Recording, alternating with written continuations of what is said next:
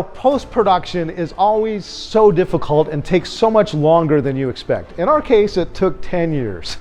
So many of us have changed and grown up since then. One of the things that is kind of funny now looking back on it is that when we first started this project, I was like way too young to actually be part of the Creation Works team. But now that I'm older and it's been a long time, I'm actually the age that this was made for. So it was actually really cool because I got to be part of the team and actually got to help work on it towards the end. When I first started editing for Novarupta, I think I was about 12 or 13 years old, and I remember we were in this church that had graciously let us use their basement, where we had some computers, and they were just some, I think, older computers we had gotten from like a school or something. So I remember just sitting there and being like, I have no idea how this is going to become a real video. And I remember I wasn't entirely sure if I was sold on the idea of working on media, but I knew it was important to impact people for God, but I wasn't entirely sure this is how I wanted to be spending that time.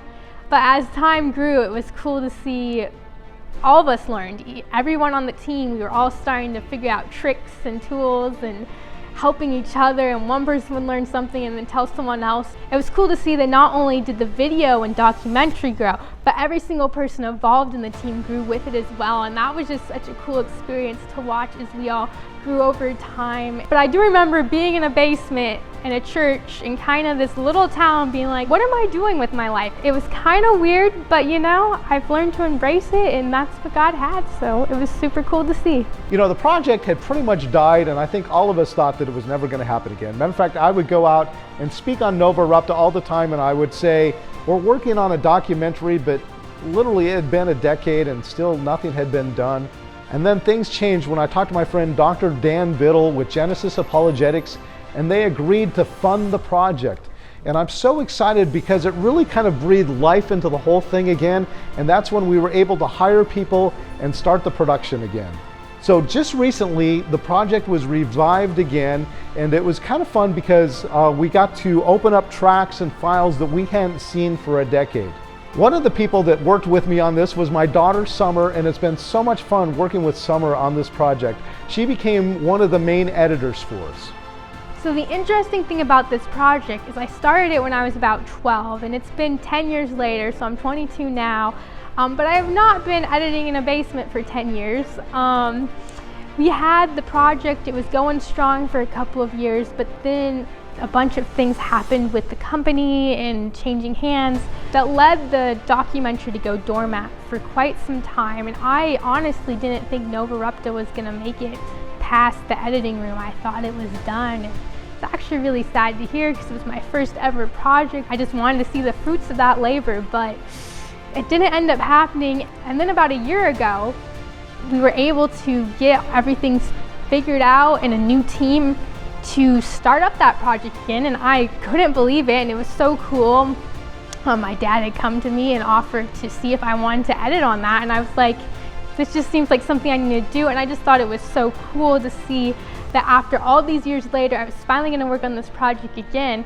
But not only that, I now had the skills necessary to finish the project. So it was like cool to see how God works, because he had waited for all these years, but in the waiting, I was now ready, and the whole new team was ready, and we had the skills and the software and the knowledge that we just didn't have before. So I do not think this documentary would be what it is today without that time. And so I just think it's such a cool reminder how God does work everything together for good, and it's on his timeline and not our timeline. I did a lot of the editing myself with Summer, and then we got to involve one of my good friends on the project, Stephen Cook. Stephen is just one of those guys who's always good at everything he does, and so he did the final polish on that. We had a guy by the name of John Rogers who came along and said that he could do the eruption animations that we're doing. Also, Jesse Hostetler did a lot of the other animations that you see in the production, and it was just kind of fun that 10 years later, God brought together a team once again to finish this project. So one of the parts I got to play in actually helping make the documentary was I got the privilege of editing the dialogue for Kenny, who instead of just having some person we hired do the narrating for him, we actually had the real guy flown in and recorded him. And so then I got the job of getting to go and put all that together, and it was really cool getting to hear the story, especially from the guy who actually was there living it. It's so fun to think back to what started 10 years ago and remember that homeschool team that began on the project, and then to be able to finish strong with a new team of friends and family, it's just been an incredible blessing.